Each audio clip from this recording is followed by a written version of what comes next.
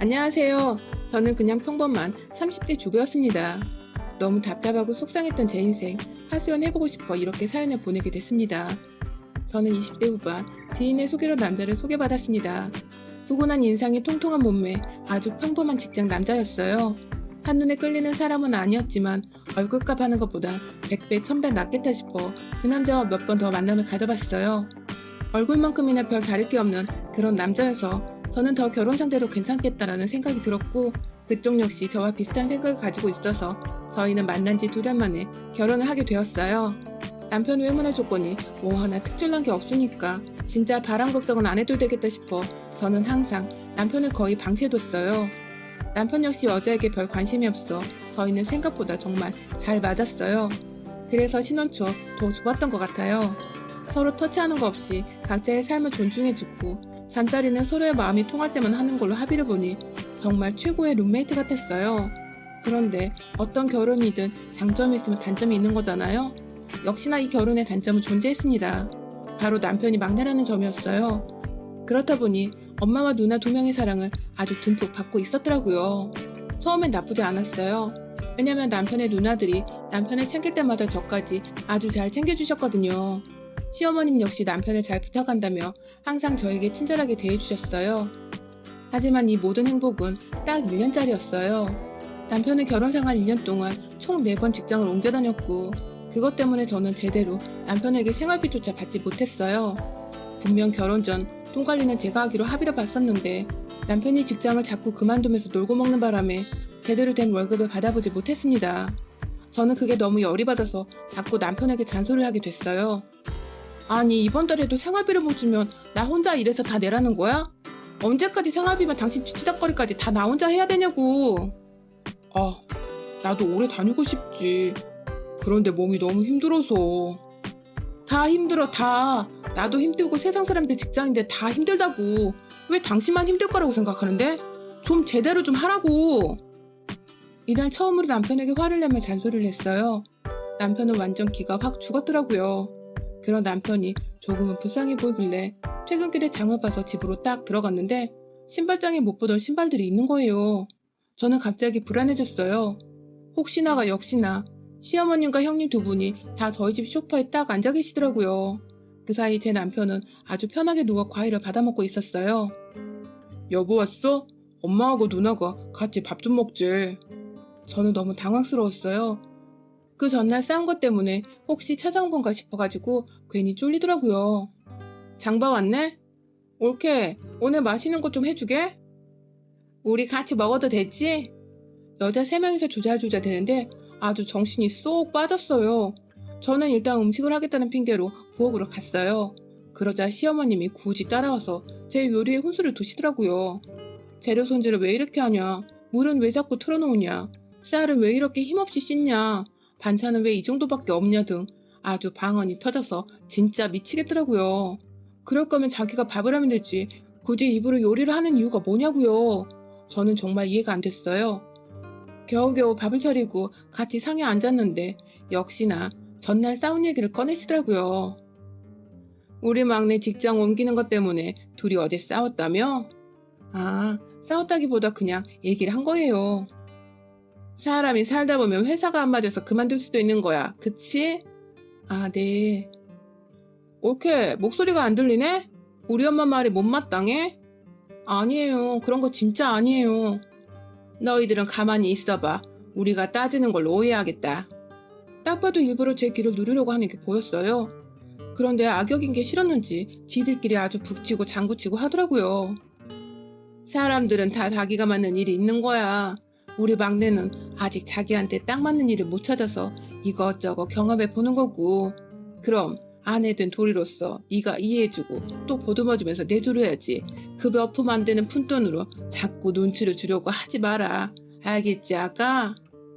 시어머니는 말을 조곤조곤 하는 것 같았지만 대답을 안 하면 죽을 것 같은 눈빛으로 저를 째려보고 있었어요. 그때부터 저는 제대로 눈밖에 났고 틈만 나면 트집을 잡혔습니다. 진짜 억울하더라고요. 제가 잘못하고 있는 게 아니라 남편이 잘못인데 자꾸 저만 당하니까 정말 속상했어요. 남편은 이 일을 계기로 일을 더 이상 구하지 않았어요. 제 눈치를 보는 건지 안 보는 건지 일부러 시어머님을 매일 저희 집으로 불러왔습니다. 진짜 환장하겠더라고요. 식비는 몇 배로 늘었지 교통비까지 챙겨드리고 용돈까지 드려야 하니까 진짜 저는 여윳돈이 하나도 없었어요. 그래서 저는 어머님이 시댁으로 가신 그날 밤에 남편에게 말을 했어요. 어머님 좀 그만 오시게 하면 안 될까? 왜? 완전 정색을 하고선 핸드폰을 드는 남편. 딱 봐도 제가 뭐라 하면 전화를 할 것 같은 느낌이 들었어요. 그래서 저는 바로 핸드폰을 뺏고선 말했어요. 아 진짜 언제까지 나 이렇게 살아야 되냐고. 힘들어. 진짜 당신은 일도 안 하면서 먹을 거나 축내고 앉아있고 거기에 시어머님이랑 형님들 오시면 식비는 몇십 배라고. 내 입장 좀 생각해야지. 왜 당신 입장만 생각하냐고. 제가 돈으로도 너무 힘들고 시댁 식구들이 오면 쉬지도 못해서 정말 너무 힘들다고 말하니까 그제서야 고개를 끄덕이더라고요. 그래서 저는 잘 알아들었나 보다 생각했었는데 아니었어요. 그 인간 몸뚱아리만 둔한 게 아니라 눈치랑 뇌도 둔하더라고요. 제가 퇴근하고 돌아왔는데 역시나 소파에 나란히 그 넷이 앉아있었고 거기에 남편은 저에게 말했어요. 엄마랑 누나도 없다고 생각해. 그냥 나 보러 온 거니까 편하게 쉬어. 아니 저렇게 말하면 제가 어떻게 되냐고요. 그 말을 들은 시어머니과 형님들은 저에게 물었어요. 우리가 오는 게 불편하냐? 옳게 설마 우리가 오는 것 때문에 막내한테 뭐라 했어? 설마 진짜? 아니지? 그 세 사람이 앉아서 저를 보고 따져묻는데 진짜 머리가 어지러지고 속이 울렁거리더라고요. 진짜 그 누가 그 자리에 섰어도 저와 같은 기분이었을 거예요. 여자 세세기는 정말 너무 셌습니다. 그렇게 저는 또 쩔쩔매면서 아니라고 그런 말뜻이 아니었다고 변명을 하고 또 아부를 떨었어요. 그 세 사람은 일주일에 5번씩 저희 집에서 살았고 저는 두 손 두 발 다 들어버렸어요. 그러다 진짜 제가 장염으로 집에서 알아 누운 적이 있었는데 그때 진짜 제대로 일이 터졌어요. 아파서 자고 있는 거 뻔히 하면서 TV 볼륨을 미친 듯이 키워놓고 아주 떠들면서 놀고 있는 거예요. 그래서 저는 남편에게 전화를 해서 잠깐 방으로 와달라고 말했어요. 남편은 방에 들어와서 해맑게 웃으면서 왜? 그러더라고요. 저는 진짜 열받았는데 최대한 참으면서 부탁했어요. 나 너무 아파서 그러는데 약이랑 물 좀, 그리고 TV 볼륨 좀 낮춰줘. 잠을 못 자겠어. 남편은 알겠다면서 거슬러 나가 큰 소리로 말했어요. 혜준이가 시끄럽다고 TV 끄라는데? 저는 진짜 시겁했어요. 아니 무슨 말을 저렇게 하냐고요. 사람 오해하게. 그 말에 둘째 형님이 방으로 들어와서 저한테 옳게 우리가 시끄러워? 아픈 게 뭐가 대수라고 시어머니한테 시끄럽다고 말을 해? 미쳤어? 아파서 머리가 어떻게 된 거 아니야? 형님 저는 그렇게 말한 게 아니라 볼륨을 조금만 낮춰달라고 말한 거였어요. 그게 그 말이지. 진짜 어이없어. 뭐 죽을 병이라도 걸렸어? 정신 좀 똑바로 차려. 싸가지 없는 소리 하지 말고. 안 그래도 아파 죽겠는데 너무 서러웠어요. 그렇게 혼자 이불을 뒤집어 쓰고 울다가 지쳐 잠들었는데 좀 이따 깨어보니 집에 아무도 없더라고요. 그래서 다행이다 싶었는데 조금 있다 다시 그 네 사람이 돌아왔어요. 아주 고기 냄새를 풀풀 풍기면서 시끄럽게 들어오는데 남편 손에 제 지갑이 들려있는 거예요. 저는 황급히 핸드폰을 확인해봤더니 거의 30만원어치 소고기를 잡수고 왔더라고요. 그 와중에 눈치 없는 시어머니와 형님들은 저에게 오케이 땡큐 잘 먹었어 라고 말하며 소파에 앉았어요. 남편은 아주 싱글벙글 저에게 윙크까지 하더라고요. 저는 그 모습에 꼭지가 제대로 돌아버렸어요. 그래서 남편의 손목을 잡고 안방으로 들어가 문을 잠갔어요. 그리고 막 따지기 시작했습니다. 그동안 받은 서러움과 지금 당장 쓴 그 돈이 얼마나 힘들게 번 내 돈인지 아냐고 막 따졌어요. 울면서 막 남편의 가슴을 때렸는데 문 밖에선 아주 난리가 났더라고요. 결국 형님들과 어머님은 문을 아주 부서져라 내리치다 문고리까지 고장나서 안방까지 들어왔어요. 그리고 아주 죽일 듯이 제 머리채를 잡고 흔들었어요. 네가 미쳤구나. 감히 남편한테 손을 대? 네 남편이기 전에 내 동생이야. 둘째가 먼저 제 머리채를 잡고 첫째가 와서 제 뺨을 때렸어요. 옳게 우리가 진짜 그동안 참아주니까 아주 만만해서 미치겠어? 왜 이렇게 기어오르지? 저는 진짜 참을 만큼 참았다 싶어 두 여자의 머리채를 동시에 잡고 반격을 했어요. 그러자 시어머님이 제 등짝을 마구 갈겼어요. 결국 저는 바닥에 나뒹굴었고 서럽게 울었어요. 4대1은 정말 힘들더라고요. 아니 불가능하잖아요. 결국 저는 그날 그 사람들한테 무릎까지 꿇렸고 남편에게 잘못했다고 빌어야 했습니다. 진짜 제가 뭘 잘못했는지도 모르겠는데 그 사람들이 사과를 시키니까 어쩔 수 없이 빌어야만 했어요. 진짜 너무 속상하고 분하고 너무 열받는데 어떻게 할 수가 없었어요. 그렇게 그날이 지나고 저는 친정에 가서 울며 그동안 있었던 일들을 모두 다 사실대로 말했습니다. 저희 부모님과 여동생은 아주 난리가 났어요. 부모님은 당장 이혼하라면서 저한테 불같이 화를 내셨어요. 절대 그거 안 바뀐다고, 그런 놈한테 이용당하지 말고 당장 이혼하라고, 그리고 이혼을 할 때 하더라도 복수는 하고 이혼하라며 저희 집으로 다 같이 향했습니다. 저희가 도착했을 때 역시나 그 사람들은 소파에서 TV를 보고 있더라고요. 저희 부모님과 여동생은 안녕하시냐면 자연스럽게 그들을 밀치고 소파에 다리를 한껏 벌리고 앉아버렸어요. 시어머님과 형님들은 아주 구석으로 밀려났고 남편은 멍한 표정으로 저를 쳐다봤어요. 저는 외면했고 남편은 땀을 흘리기 시작했어요. 시댁 식구들은 아주 눈치를 보면서 서로 눈빛 교환만 줄장하더라고요. 냉랭한 분위기에 저희 아빠는 남편에게 말했어요. 자네는 장인어른 장모님 왔는데 음료도 안 내오나? 아, 아버님 죄송합니다. 남편은 황급히 냉장고를 열어 냉장고를 살피는데 지네들이 다 처마시고 처먹어서 남아있는 게 없더라고요. 그러면서 저를 쳐다보는데 제가 입모양으로 어쩌라고 라고 말했어요. 쭈뼛쭈뼛대면서 거슬러 오더니 장인어른 마실 게 없는데. 아빠는 완전 인상을 팍 쓰시면서 왜 이렇게 눈치가 없어? 없으면 달려가서 사와야 할 거 아니야? 아, 네 장인어른. 말하고 나가려고 신발을 신었어요. 근데 남편은 백수라서 돈이 없잖아요. 저를 살짝 부르면서 돈을 달라고 하는 거예요. 저희 가족들은 그걸 보고 완전 헛웃음을 지었어요. 제가 돈을 안 주니까 계속 절 부르는 거예요. 그 모습에 저희 아빠가 또 열받으셔서 자네 몇천 원도 없어서 내 새끼한테 돈 구걸하나? 자넨 몇천 원도 없으면서 뭘 믿고 일을 안 하는 건가? 난 뭐 돈이 많아서 일을 안 구하는 줄 알았지. 그러자 시어머님이 입을 열었어요. 아니 그건 애가 맞는 일을 못 찾아서 그런 거예요. 사돈, 사람들이 다 맞는 일만 하는 줄 아세요? 다들 안 맞아도 열심히 돈 벌려고 하는 겁니다. 1년째 놀고 있으면 이건 문제 있는 거라고요. 시어머님은 아버지가 완전 팩트로 따져버리니까 아주 얼굴까지 빨개져서 아무 말도 못하더라고요. 내 딸이 힘들게 번 돈으로 편하게 살려고 했나 본데 나는 그걸 절대 못 봅니다.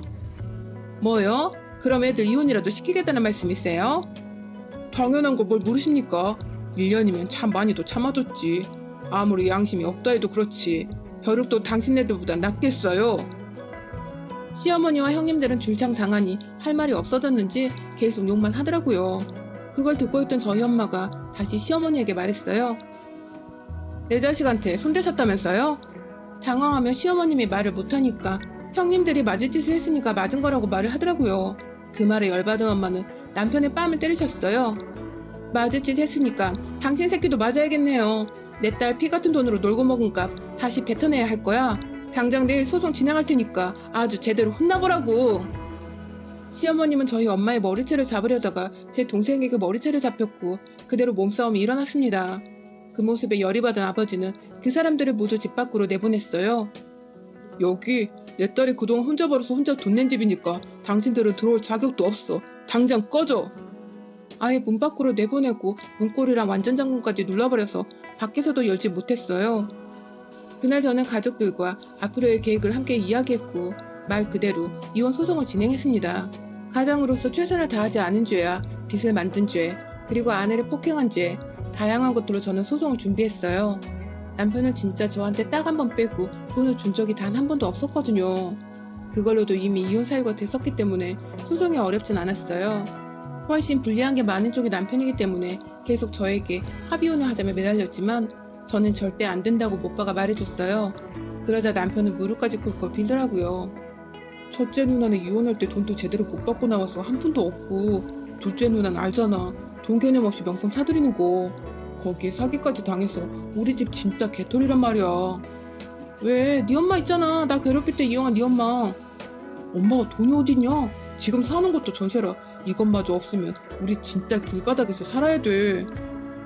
진짜 잘못했어 여보. 내가 잘못했어. 진짜 너무 웃겼어요. 애초에 남편은 저에게 거짓말을 했더라고요. 그렇게 좋은 집은 아니었지만 그래도 그 집이 자기네 거라고, 엄마가 나중에 자기한테 물려줄 집이라고 자랑하더니 가진 게 없어서 있는 척하고 싶어 거짓말을 한 거였대요. 완전 막장도 이런 막장이 없었어요. 저는 더 용서할 수가 없어서 절대 합의원은 없다고 말했습니다. 그러자 시어머님이 저한테 찾아와서 따지더라고요. 꼭 이렇게 해야겠냐고. 자기네들 입장에선 충분히 뭐라고 할 수 있는 건데 왜 이런 거 가지고 이혼을 하자며 적반하장으로 나오더라고요.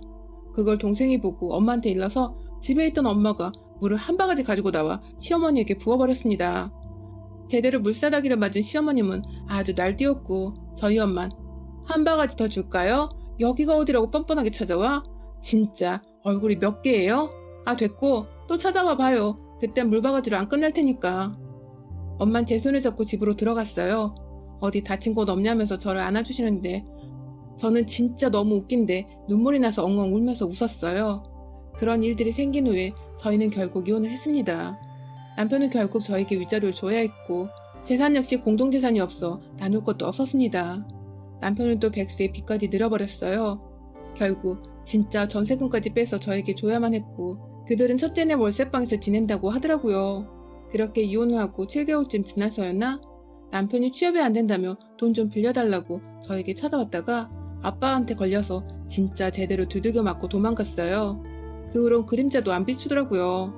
진짜 이 얘기 누구한테 제대로 해본 적이 없어서 어떻게 보면 속 시원하게 복수하고 끝낸 일이지만 제대로 사람을 보지 못한 제가 너무 원망스러워 힘든 시간을 보냈어요.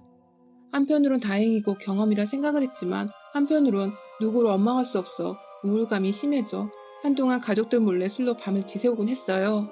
그러다 안 되겠다 싶어 상담 치료를 받게 되었고 주변인들에게 털어버리면 좋다는 선생님 말에 저는 이렇게 용기내어 사연을 보내게 됐습니다.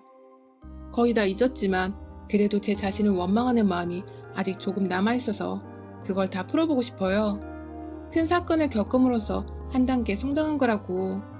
지금 다 털어버렸으니까 저는 앞으로 더 행복하고 즐겁게 살 거예요. 여러분들도 저처럼 힘든 일이 있으시면 이런 방법으로라도 털어보세요. 저도 쓰고 나니 한결 가벼워지네요. 마지막으로 저도 한마디만 하고 끝내볼게요. 이 벌레만도 못한 전남편과 그 가족들아, 이제 기생충처럼 살지 말고 사람처럼 똑바로 살아라. 여러분의 생각은 댓글로 남겨주세요. 오늘도 시청해주셔서 정말 감사합니다.